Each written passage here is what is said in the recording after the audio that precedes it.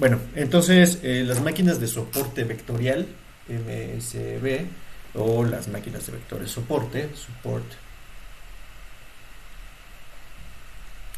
Vector Machine, parten de algo que ya habíamos visto, que es el análisis de discriminante lineal, o que en la primera parte de los videos le llamé como el perceptrón de una sola capa, donde yo tengo un conjunto de datos que son los puntos rojos y los puntos azules que están ubicados en este espacio que está en n dimensiones. A cada conjunto de datos le asigno un valor de etiqueta, la etiqueta 1, la etiqueta -1 respectivamente, dependiendo de cómo sea que yo los esté agrupando, y este vector y, o este variable y, está indicando que existe un conjunto de puntos, o para cada uno de los n conjuntos de puntos, perdón, de cada una de las x que están acá, esta x tiene como clase o un 1 o un -1 respectivamente. Es decir, los puntos que están distribuidos en este espacio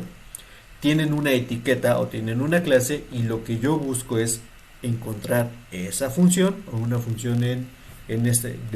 una función de la observación que me determine el valor de la etiqueta que estoy colocando, o de la clase, o que me determine, pero mejor dicho, la clase de un punto en este hiperespacio, cuando estoy hablando de una dimensión n que es mayor a 3, ¿no? Ya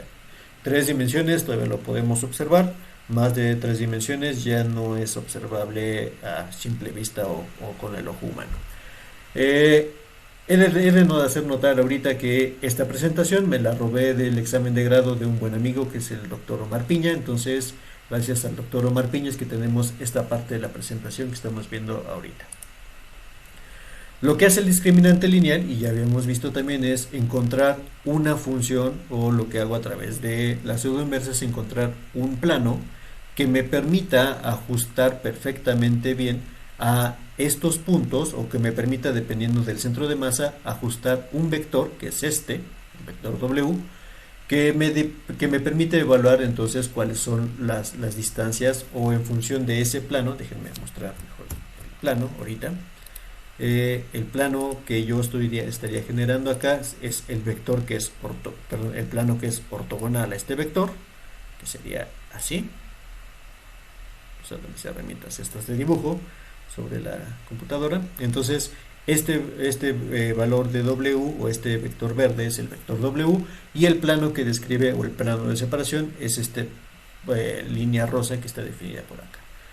Con la pseudoinversa, que es lo que la función o el elemento matemático con el cual puedo generar ese plano de separación, encuentro justamente ese plano que separa a las dos poblaciones de mejor manera, minimizando el error cuadrático medio, que es este término que estoy observando, o esta ecuación que estoy observando de este lado. Como lo que estoy haciendo es minimizar el error cuadrático medio, entonces el peso, o la ubicación, tanto la ubicación como la orientación de este hiperplano de separación, está dada por el centro de masa de los puntos que están ubicados en este hiperespacio. Voy a borrar esta parte que está colocando por acá. Entonces, ahora en este hiperespacio, el plano estará centrado, como lo habíamos dibujado hace algunas clases, como por acá, que es más o menos la región ortogonal a esa separación. Que esté ubicada con el centro de masa tiene un pequeño inconveniente, y es que puede haber puntos, por ejemplo estos puntos rojos, este punto azul que está ubicado por acá, que posiblemente pasen del otro lado si la distribución de los datos, o si esos puntos son unos puntos que puedo llamarles anormales o outliers, que no se ajusten al centro de masa de las distribuciones de las que estamos hablando. Entonces, ese es un plano de separación, efectivamente, pero quizá un plano mejor de separación sea aquel que minimiza las distancias entre los puntos que están al final, o que están tocándose, o que están muy cerca de esta que es la frontera de decisión, que estamos viendo como una línea de color negro. Entonces, la máquina de soporte vectorial lo que hace es es justamente ubicar este hiperplano de separación y tratar de minimizar la distancia de los puntos que están ubicados en la frontera de esa decisión. Es decir, en el caso del discriminante lineal, la orientación del hiperplano está dada exclusivamente por el peso o por el centro de masa de los datos que están acá. En el caso de la máquina de soporte vectorial, lo que busca es encontrar aquellos puntos, aquellas observaciones que están muy cercanas a la frontera, que son en este caso este punto azul, este punto rojo, y en función de eso minimizar la distancia de la separación del hiperplano con esos puntos. Esos puntos que están cercanos a la frontera, que son estos dos, son los que se consideran como los vectores soporte y sobre los cuales recaerá el hiperplano de separación que estamos observando por acá. Entonces, ahora la función lo que busca es minimizar, encontrar primero cuáles son esos vectores que están en el límite de la frontera y minimizar la distancia, es decir, mover el hiperplano a que la distancia que existe entre las dos clases de los vectores soporte sea la mínima posible. Eso se realiza mediante una función utilizando Lagrangianos, que no vamos a explicar todo el proceso de cómo se optimiza esa función, pero básicamente es lo que busca optimizar en este caso este procedimiento, que es encontrar esos vectores soporte que estamos evaluando por acá. Es un poco distinto de lo que está haciendo la red neuronal, porque la red neuronal lo que busca es la función de costo de todos los puntos y minimizar esa función de costo. En este caso, la función que busco minimizar es la distancia de los puntos que están en la frontera de decisión para que el peso o el vector o la frontera de decisión esté justamente a la mitad de la separación entre ellos. Muchas veces, y esta es la parte importante del kernel, de las máquinas de soporte, muchas veces esa separación entre los puntos o los puntos no se pueden separar en el espacio original de variables con un hiperplano, sino que tengo que llevarlos a una separación o otro tipo de mapeo de los datos para lograr hacer una separación de ellos. En este caso, la formulación completa de la máquina de soporte vectorial, lo que está incluido acá, este alfa es el lagrangiano que decía hace rato que tengo que minimizar, yn es el valor de las etiquetas, y esta función k, que se le conoce la función kernel, es una función de dos vectores, el vector xn y el vector x, donde x son los vectores soporte. Lo que busco es una función que genere un escalar y que a la vez esta función me permita hacer un mapeo del espacio distinto para lograr separaciones lineales en ese hiperespacio nuevo que voy a lograr ahorita. Entonces, esta función kernel lo que hace es deformar el espacio original y generar un nuevo espacio donde las clases ahora son clases separables perfectamente. Para entender un poco mejor a lo que me estoy refiriendo, voy a hacer un kernel en una sola dimensión. Yo tengo una variable, que es la variable x o la variable lambda que tengo aquí, y tengo dos clases de puntos. Lo que habíamos visto hasta ahorita con el análisis en una sola recta es que tengo dos distribuciones, una que está de este lado, otra que está de este lado, pero los datos posiblemente no sean o no tengan esa distribución, y tengo por ejemplo puntos naranjas por aquí, puntos naranjas también de este lado, y tengo otros puntos que son los puntos amarillos como crucecitas que están en medio de estos dos. Entonces tengo formalmente dos clases, esta clase y esta clase, y por lo tanto, esta clase que es la clase 1, esta clase, la clase que está aquí, que es la clase 2, que no son separables en el espacio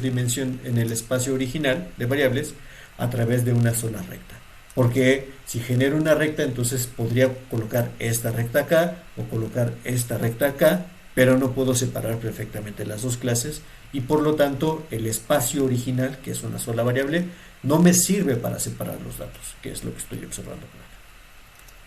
Lo que hace el kernel, o lo que hace la función del kernel k, es transformar estos datos a un espacio que ahora lo voy a poner en dos dimensiones, donde la variable, el eje x es el espacio original, pero el eje Y que estoy colocando por acá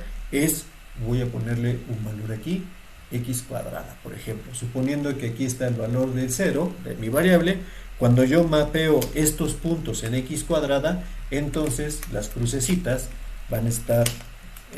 por acá, 4 cruces, tac, tac, tac, tac, aquí están mis 4 cruces en el valor cuadrático, y las bolitas que están aquí las voy a poner entonces por acá, pac, pac, pac, pac, pac.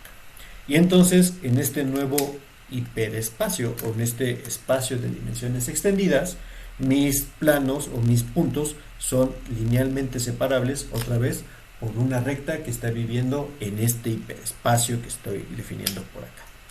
Eso es lo que busca hacer la máquina de soporte vectorial junto con el kernel de transformación que estoy haciendo. El kernel entonces va a mapear a este espacio original en un espacio mayor de dimensiones, y en ese nuevo espacio de dimensiones vuelven a ser separables a través de un discriminante lineal mis datos que había obtenido originalmente. Por ejemplo, el caso típico es el caso XOR, donde tengo estos conjuntos de datos que tengo, se llama XOR porque es la función XOR, más o menos se puede ver acá. Si son iguales, entonces están en extremos de la matriz; si son distintos, están en el otro extremo de la matriz. Y un plano aquí no es posible generarlo para separar a estas dimensiones o a estos conjuntos de puntos rojos y puntos azules. Lo que hace el kernel es justamente extender este espacio ahora a una dimensión mayor, donde tengo mi espacio original, que es lo que se ve sombreado, tengo el espacio extendido, que es lo que está en el eje de las zetas. Aquí la perspectiva cambia un poco, pero suponiendo que el plano está orientado así, así, miros a la mano, entonces por debajo del plano están los puntos rojos, por encima del plano están los puntos azules, similar a lo que está pasando con esta transformación que llevé de aquí para acá. Y en este nuevo hiperespacio de dimensiones, entonces existe un hiperplano de separación que me permite separar las dos clases perfectamente, otra vez con una formulación de un discriminante lineal, o buscando, en el caso de la máquina de soporte vectorial, buscando aquellos puntos en el espacio que están en la frontera de decisión y optimizando, o sea, moviendo el hiperplano a la región donde las distancias, lógicamente, tengo aquí estos puntos, y lo que busco es hacer que esta distancia que está acá y acá sea igual y sea la mínima posible, suponiendo que esto es un hiperespacio o una separación de discriminantes que estoy queriendo hacer. Eso es, a grandes rasgos y a nivel de usuario, lo que hace la máquina de soporte vectorial. Entonces, junto con los vectores soporte está el kernel, que es esta parte que se le llama acá, y existen distintos kernels o formulaciones de kernel que puedo utilizar para lograr una separación de clases como esta que estamos observando acá. No quiere decir que las redes neuronales no sean capaces de separar datos que están también en esta arquitectura. Sí son capaces y hacen una formulación similar a esta, pero la transformación que hacen es a través del ensamble de perceptrones que tengo acá, para generar ese hiperespacio también de dimensiones donde son separables los datos. En el caso de la máquina de soporte vectorial, ese hiperespacio está claramente definido justamente por esta función kernel que estoy colocando de manera clara sobre la formulación del clasificador. Entonces déjenme mostrar ahora sí la libreta de Python que estamos por trabajar el día de hoy. Vamos para acá. Entonces cargo mis módulos, voy a hacer otra vez el ejemplo del discriminante lineal, donde tengo dos conjuntos de datos que son los puntos azules, los puntos rojos. Busco el hiperplano de separación. A mí me gusta la formulación extendida de los datos, donde una columna es de puros unos, que va a ser el sesgo justamente del plano, y de hecho al momento de poner este sesgo que está aquí, estoy elevando una dimensión sobre los puntos. Los puntos tienen la clase o la característica x1, la característica x2 y estoy poniéndole una dimensión extra que es la dimensión de sesgo que está ubicada acá y a todos les pongo el mismo valor de sesgo. Es decir, tomo este hiperespacio, lo convierto en un espacio tridimensional y la tercera dimensión de estas características es todos están en el mismo lugar que es el espacio, la región de altura 1. El hiperplano de separación entonces ahora va a vivir en R3, que es justamente lo que estamos diciendo ahorita, y por eso puede tener, o lo que va a generar es, déjenme hacer un dibujo a ver si no me queda muy feo. Tengo este que es mi tercera dimensión, todos los puntos viven sobre esta posición que está acá, y el hiperplano de separación será justamente un plano que vive en estas tres dimensiones, bueno, orientado por el valor de W, que es este, que es el hiperplano de separación de mi tercera dimensión que estoy mencionando por acá. Esta parte ya sabemos que la fórmula para encontrar ese hiperplano es a través de la matriz pseudoinversa, donde tomo todos los valores, grafico, concateno los valores de 1, calculo con una sola ecuación, que es la matriz pseudoinversa, dónde está ese hiperplano de separación, me da ahora los valores tanto de B, de los pesos para cada una de las características, y puedo entonces graficar ese hiperplano y observar que efectivamente este hiperplano de separación es aquel que me permite separar esos dos conjuntos de datos. En la tercera dimensión, entonces, el hiperplano está recto o está sobre esas tres dimensiones, y entonces puedo generar ese hiperplano y lo puedo observar, y en el trazo o en la proyección sobre las dos dimensiones que son las originales se ve como una recta de separación que está definida por ahí. Cargo ahorita, voy a cargar, lo que voy a hacer es cargar el módulo de máquina de soporte, de vector de soporte, y lo que voy a hacer es pedirle que genere, explicando el código, entonces cargo el modelo, digo que es un kernel de tipo lineal. El kernel lineal es aquel que simplemente hace el producto entre dos variables, déjenme ponerlo acá, el kernel lineal es simplemente esto. Lineal porque estoy suponiendo que los puntos ya están separados o ya son separables en este plano original. No le estoy haciendo nada a las funciones o a los vectores, no estoy haciendo un mapeo nuevo de los datos y simplemente estoy haciendo la proyección del vector de separación o del vector del hiperplano sobre los puntos de observación que están definidos ahí. Le pido que sea capaz de calcular las probabilidades, y el valor de costo es el valor de sesgo o inclinación, o sea, puedo cargarme hacia una clase o hacia la otra. En este caso, con una C igual de 1, le pido que esté balanceado y que no se cargue a ninguna de las clases. Después, al igual que todos los módulos de sklearn, digo que ajuste o que utilice este modelo, que lo ajuste a los datos con las etiquetas que estoy colocando acá y que me muestre cuáles son los vectores soporte o los vectores sobre los cuales se carga la decisión que acabo de ajustar ahorita. Y déjenme mostrarlo aquí.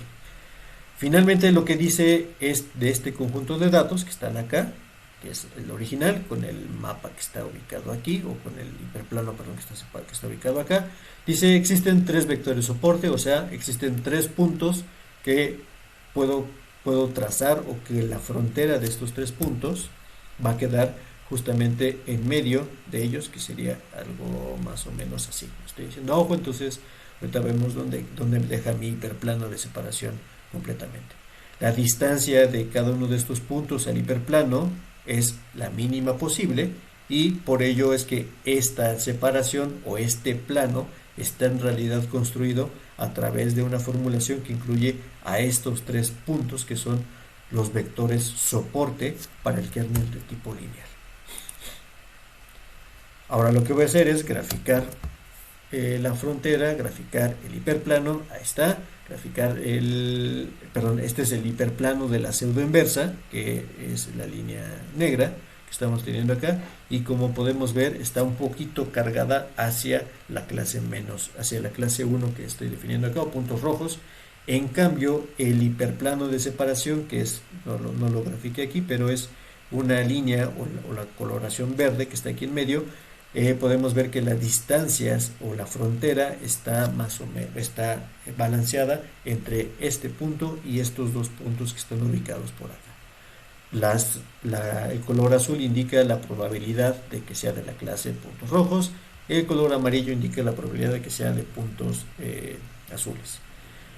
Como es un kernel lineal, entonces no le hizo ninguna transformación al espacio y simplemente encuentra un hiperplano de separación que es capaz, de la mejor manera posible, de separar esas dos clases que están ubicadas por ahí. Cuando el espacio ya no es un espacio o no son discriminables los datos en un espacio lineal, esta función se la debemos a el maestro Oscar Yáñez, también, que nos ayuda a veces a hacer formulaciones matemáticas interesantes, donde ahora los datos que vamos a generar son estos datos que están acá. Es evidente que un hiperplano no va a separar de manera eficiente los datos, porque por más que ponga hiperplanos planos acá, no va a haber un plano que sea capaz de tomar, por ejemplo, funcionará muy bien para estos puntos que están acá, pero esta esferita, estos datos que están acá y estos datos que están por acá, seguramente los trazará mal y podría trazar cualquier otro plano, por ejemplo S o S, y en todos ellos tengo errores o voy a tener una mala asignación de clases. Entonces, lo que buscamos ahora, o lo que hace la máquina de soporte junto con el kernel, es transformar el espacio. Transforma este espacio en un espacio que tiene más dimensiones, pero que en ese incremento de dimensiones los datos vuelven a ser separables a través de una recta en ese hiperespacio nuevo, dimensionalmente hablando. Entonces, existen tres básicamente, o tres transformaciones comúnmente utilizadas, no significa que sean las únicas. La característica que debe cumplir un kernel es que pueda describir su función a través de un producto escalar y el resultado sea un escalar de entre dos dimensiones o dos entradas, donde una de ellas va a ser el vector soporte y otra de ellas es la otra es la observación que estoy evaluando acá. Las más comunes utilizadas son la que se conoce como el kernel polinomial, donde tengo el producto interior entre la observación, el vector soporte, le sumo un sesgo y eso lo elevo a la dimensión d, tal cual estaba observando por acá. Entonces puedo generar un vector soporte, evaluar, o en este caso hacer el producto de la observación con otro punto y elevarlo a una dimensión. Ese vector puede ser 1 y entonces podría generar una dimensión como esta, o puede ser una dimensión mucho mayor para generar entonces una nueva separación de los datos que están acá. Los otros, y los que usualmente tienen mejores resultados, es un kernel de base radial, donde lo que estoy observando es una función que me mide la distancia entre la observación y el vector soporte, la distancia cuadrada, y lo multiplico por un factor gamma.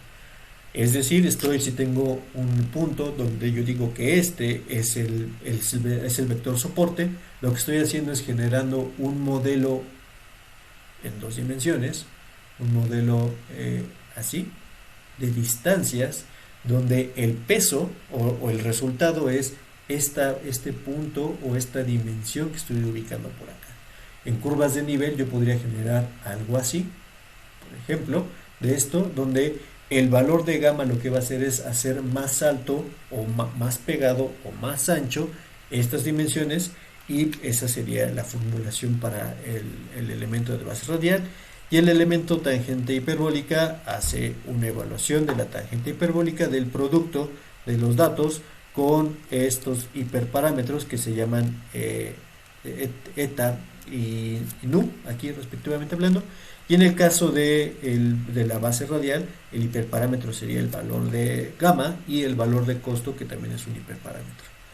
En el caso del kernel polinomial, también podría haber tenido aquí otro escalar, pero no tiene mucho sentido poner un escalar que multiplique el producto interior. En este caso, el hiperparámetro sería el valor de d. Con hiperparámetro me refiero a valores de la función que modifican o que alteran un poco la forma del resultado final. Entonces vamos a evaluar qué sucede con los distintos tipos de kernel y ver cuál sería entonces una mejor aproximación para esa separación de datos que estoy generando acá. Voy a entrenar ahorita un kernel lineal, un kernel polinomial, un kernel de base radial, un kernel de forma tangente hiperbólica y ver el resultado de cada uno de ellos al tratar de separar los datos de la figura yin-yang que estaba observando hace rato. Ahorita ya estoy generando entonces todo el mapeo de datos, estoy evaluando cómo son las distribuciones para cada uno de los datos que estoy, o de cada uno de los kerneles que estoy ocupando, y entonces aquí vemos el resultado de la separación utilizando los distintos tipos de kernel. En el caso lineal, que sería un caso polinomial de orden 1, vemos que el hiperplano sería algo lógico, que es justamente el que había trazado en la figura original, un plano que va así, que trata de minimizar los errores. Entonces esto va a ser error, esto va a ser error, y buscará justamente ese hiperplano que separa de manera lo mejor posible a los datos. En el caso de polinomial de tercer grado, para esta evaluación vemos que no le hizo mucho caso, entonces este kernel podríamos decir que tampoco está funcionando, y vemos cómo las funciones de base radial y la función sigmoidea hacen separaciones del plano que ya no son rectas como tal, sino empiezan a tener formas más curveadas, formas que los propios datos arrojan sobre la separación. De hecho, de esta observación podemos ver que el kernel de base radial, podemos observar que aquí se ve un poquito más claro en los puntos, aquí se ve un poquito más oscuro, que está tratando de encontrar esos puntos y ajustarlos para la función de densidad de probabilidad. De esta exploración, entonces, yo me quedo con el kernel de base radial, y ahora lo que voy a hacer es ajustar los hiperparámetros, que es el valor de sigma, que es justamente el valor de la holgura o la separación que le doy a los vectores, o el peso con el cual castigo o pondero la separación respecto a los vectores soporte que encuentra mi función. Y lo que voy a hacer aquí es mover en distintos valores de gamma para ver el efecto justamente de este valor de gamma. Voy a poner gamas de punto 1, 1, 2 y 5 y graficar o ver cómo se generan esos hiperespacios, perdón, esa separación en el espacio original de los datos. En el hiperespacio, que es lo que estoy generando, en el hiperespacio los datos son mapeables o son linealmente separables por un plano. En el hiperespacio, en el espacio original, las curvas las formas que se generan, como podemos ver, no son formas rectas, sino formas que los propios datos me arrojan para contener o para saber cómo están generados los datos, las fronteras de decisión de los datos. Entonces aquí tenemos los valores a distintos valores de holgura, con una holgura recordando que la formulación es e a la menos gamma por el absoluto de x menos xi al cuadrado. Entonces una holgura de punto 1 significa que esta función es demasiado amplia, porque lo puedo ver como el término de la varianza, o el inverso de la varianza. Entonces con un valor de punto 1 sería una varianza extremadamente grande o muy grande, y por lo tanto la holgura que le estoy dando a los datos es demasiado amplia, que es justamente lo que está pasando por acá. En cuanto empiezo a aumentar el valor de gamma, o sea, empiezo a hacer las funciones más angostas, la función gaussiana, que es esta, hago una función gaussiana más alta, y entonces significa que el valor de la separación de los vectores soporte está más pesada. Quiero que esté más pegada a los vectores soporte. La frontera de decisión es como empieza a tomar las formas de la separación que yo tenía hace rato, ¿no? Aquí veo como una gama de 1, se ve una figura un poco ya que parece el yin yang. Una gama de 2, empiezan a aparecer aquí los valores de los puntos que están ahí, y una gama de 5, veo claramente cómo están las dos clases perfectamente separadas para este conjunto de datos que había generado hace rato. En este caso, en el gamma de 5, veo un efecto claro de sobreentrenamiento o de sobreajuste de los datos, porque estoy observando una frontera demasiado evidente con los datos, que si bien eso puede ser, la intuición me dice que los datos no necesariamente, o las fronteras no deberían ser tan claras acá. Si yo tengo un nuevo punto, que suponiendo que esto viene de puntos obtenidos de manera natural, las fronteras no siempre son tan claras como estas que estoy aquí. Como estos puntos son sintéticos, es claro que si yo tengo un nuevo punto, este clasificador o esta máquina lo clasificará de manera muy adecuada, pero en la naturaleza eso suele no pasar. Entonces yo optaría por un modelo donde el sobreajuste no sea tan evidente y, por ejemplo, algo como este valor de gamma o como este valor de gamma igual a 1 quizás sea un mejor modelo para datos que son naturalmente o obtenidos de una manera natural o de un proceso natural, de un proceso de enfermedad o de un proceso de algún tipo de máquina que me esté generando, digo, de máquina como motor que me esté generando reportes de fallos o lo que sea que estoy evaluando con este tipo de clasificaciones que estoy teniendo por aquí.